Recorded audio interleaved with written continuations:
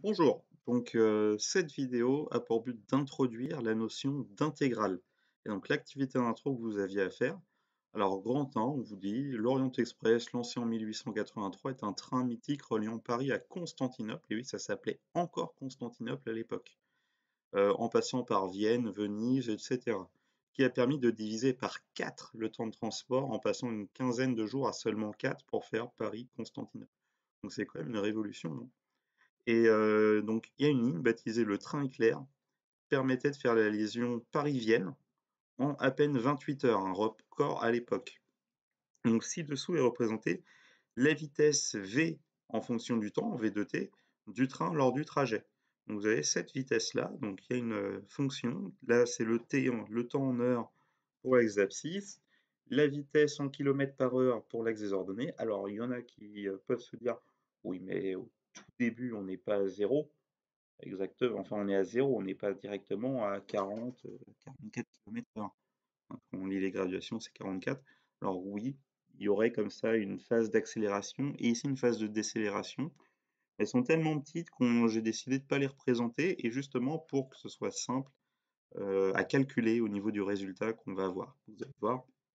Donc la distance Paris-Vienne. Alors qu'est-ce que vous avez dit pour la distance Paris-Vienne du coup? Donc ici, bah, on connaît les formules, hein, formule de troisième. On a la vitesse, c'est égal à la distance divisée par le temps. Donc D, c'est V fois T. Et alors la vitesse ici, on la connaît, c'est 44 km/h. Le temps, c'est 28 heures de trajet. Donc là, on va avoir kilomètres par heure fois des heures. Donc on va avoir des kilomètres. Donc ça va être 44 fois 28. Et ça, calculatrice, elle nous dit 44 fois 28. Ça fait 1232. Et donc ça, c'est le nombre de kilomètres qui sépare du coup Paris et Vienne en suivant le long du rail. Et maintenant, à quoi correspond graphiquement ce 1232? Donc là, j'espère que vous avez vu, sinon, bah regardez, on a fait 28, 28 c'est cette longueur-là, fois 44. Donc en fait, on a calculé ce qu'on pourrait dire longueur fois largeur d'un rectangle, le rectangle ici. Tout le rectangle là, et puis on a fait la longueur fois la largeur, autrement dit, ça correspond à l'aire du rectangle.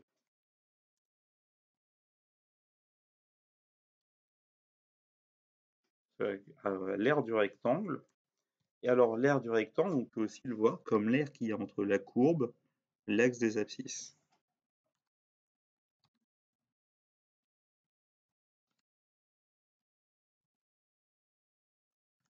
Et donc l'aire sous la courbe située, l'aire située sous la courbe et au-dessus de l'axe des abscisses,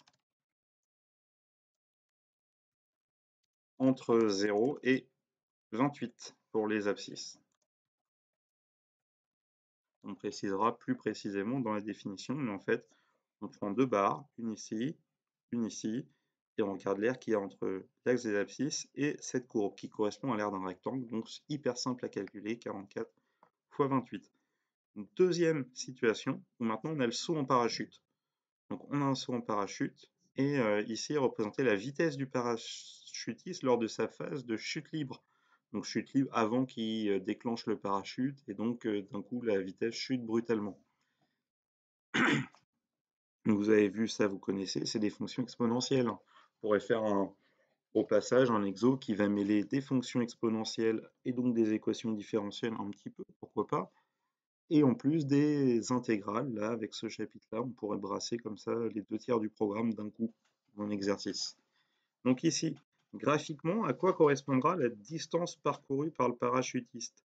Alors on pourrait la découper, regardez, on pourrait se dire, je me dis ici, alors, forme, là, si je regarde à peu près ici, à gauche du trait que je viens de faire, bah, on a à peu près un rectangle ici, alors en 60 secondes, on demande donc on s'arrête à 60. Donc on a 40 secondes fois à nouveau une vitesse là de 50 km/h. Donc on pourrait dire là, il y a la distance qui est parcourue, c'est le temps fois la vitesse. Et donc après, il faudrait encore calculer quelque chose ici au niveau de la distance. Donc à nouveau, par contre, on se rend compte que graphiquement, bah, ça va être comme la question d'avant, c'est l'air situé sous la courbe. Et ça, c'est la distance parcourue par notre parachutiste. Ça va correspondre ici à l'air qui est situé sous la courbe. Et par contre, cet air-là, donc pour l'estimer, la distance va être un peu plus dur, parce que tout à l'heure, c'était l'air d'un rectangle. Là, c'est clairement pas l'air d'un rectangle. Donc on peut essayer de découper un peu comme on veut, pour essayer de faire au mieux.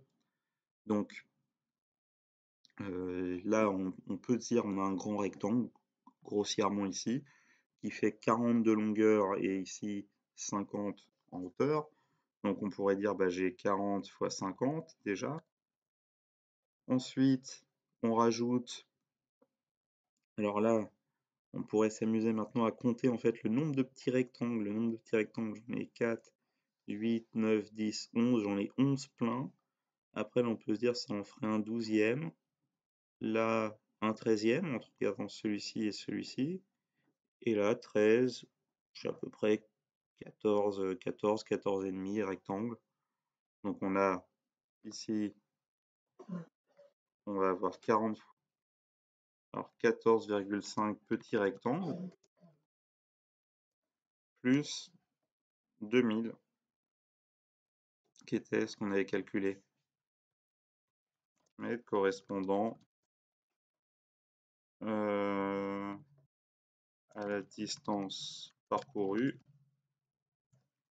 entre 20 et 60 secondes. Et maintenant, les 14,5 petits rectangles, un petit rectangle, quel est son aire? Il suffit de regarder.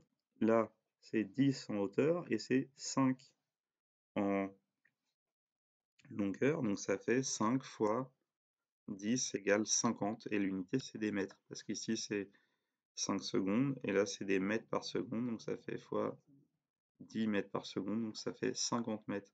Donc ça veut dire qu'on fait 14,5 fois 50. Ça me fait, on regarde, 14,5 fois 50, 725. Donc ça fait 725. Donc a priori, ici, on parcourt 725 mètres sur la période entre 0 et 25 secondes. Donc ça, c'est parcouru entre 0 et 20 secondes. J'ai dit 25, c'est 20. Et donc au total, le parachutiste a parcouru environ 2725 mètres. Bien. Alors cette aire sous la courbe, on vient de voir qu'on peut la découper. En fait, on pourra dire bah, ça correspond à l'air sous la courbe entre 0 et 20 secondes, et ensuite entre 20 secondes et 60 secondes, au passage, ça c'est ce qu'on appellera la relation de Schall dans les intégrales. Et donc, en bilan, qu'est-ce qu'on peut dire de cette activité? Donc c'est qu'il existe parfois un sens physique à observer ce que vaut l'air sous la courbe d'une fonction. Ici, ça correspond à la distance parcourue.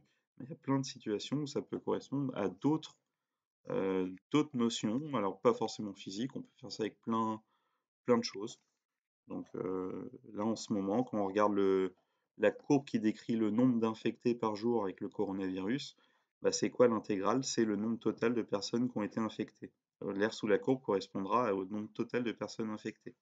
Donc voilà, il y a vraiment beaucoup de choses qu'il peut faire avec cette notion d'air sous la courbe d'une fonction. Et donc, parfois c'est simple à calculer, quand la fonction elle est constante. Ici, c'est l'air d'un rectangle. Ou parfois, bah, c'est un peu plus dur. Et donc ça, c'était le cas ici. On a dû faire des approximations. Et donc, ce qu'on va voir aussi, c'est comment faire sans approximation. Si on connaît ici l'allure, exactement, pardon, pas l'allure, mais la définition de la fonction, le f de x égale quelque chose, et bien on va voir qu'il est possible à ce moment-là de calculer exactement la valeur de l'air sous la courbe entre ici 0 et 60 secondes. Et donc ça, ce sera la partie du cours où on fera lien avec notamment les primitives qu'on avait vues en début d'année, puisque la notion d'intégrale fera appel aux primitives de fonctions. Fin de la présentation, et donc nouvelle vidéo après pour le cours.